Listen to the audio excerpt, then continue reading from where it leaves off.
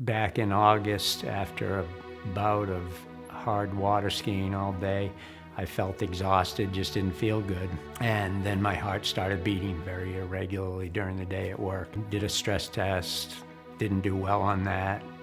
Took me to cardiac cath, and that showed that I had significant coronary artery disease and a problem with my mitral valve.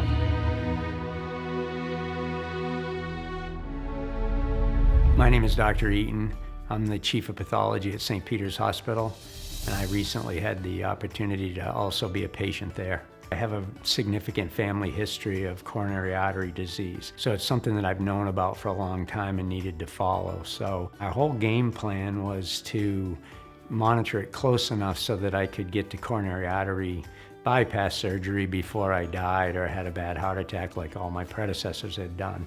Went to Dr. Terrien as a surgeon and got me right in, and the rest is history.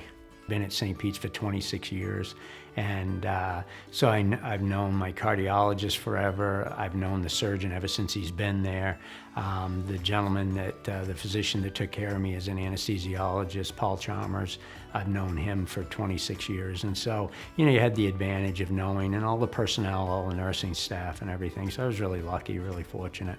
Yeah, I never had any doubt whatsoever.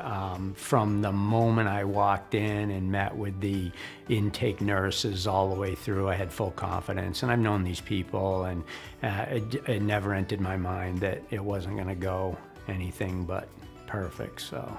And I know St. Peter's, as an organization, I've been in it forever, and I've had the opportunity to have a great career there, and I just think the world of the place. So I always say I bleed St. Peter's blue when I'm cut, so yeah.